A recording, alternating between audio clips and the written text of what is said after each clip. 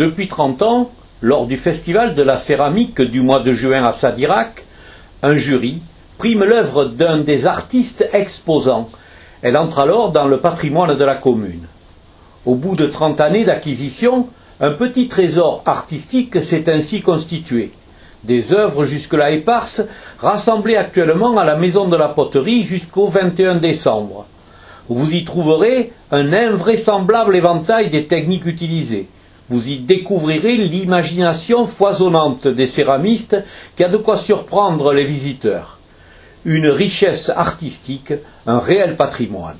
Donc on a, bon, si je fais une liste, on a racoup, terre vernissée, la faïence, du grès au sel, et bon, de la sculpture, du modelage, un peu de tout. Hein.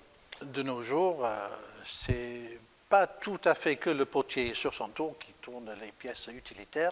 Il y a une vraie dimension artistique dans la production des céramistes d'aujourd'hui. Et donc chaque fois, oui, il y a des pièces très modestes, très bien faites, mais il y a aussi des pièces complètement insolites qu'on trouve nulle part ailleurs. Des œuvres d'une grande qualité, créées en partie par des artistes internationaux. Leur présence à Sadirac atteste de l'attrait du village et de son festival. Et chaque année, on invite des potiers, ça peut venir de partout en Europe. On a souvent les Espagnols, les Anglais sont venus, l'Autrichien, Tchèque. On a aussi, là, si on regarde le cochon, c'est un Américain qui était en couple ou qui a été en couple avec une Allemande. Et donc ils ont fait cette terre vernissée, le cochon, pour le thème la tirelire. C'est une collection internationale. Au petit jeu de J'aurais bien aimé le faire, Jérémy Coleman, le président de la GAP, l'association clé de voûte de l'animation autour de la Maison de la Poterie, fait son choix parmi les pièces exposées.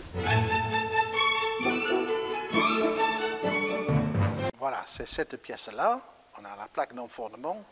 Normalement, c'est comme ça. Donc il y avait une théière et un vase, mais comme la plaque d'enfournement s'est cassée, tout est tombé, tout est collé, et voilà. Donc maintenant, il a choisi de l'exposer comme ça. Donc c'est un accident, mais bon, c'est pas mal hein, comme accident. Ça ne sert à rien, mais c'est très beau. Pour moi, c'est une vraie œuvre artistique. Sobriété et ligne pure, tout en douceur, c'est le choix de Yves Brault, spécialiste du grès au sel. Cette pièce est une pièce brute enfumée, légèrement enfumée, et moi j'aime bien les réalisations et la technique qui soit la plus proche possible du naturel.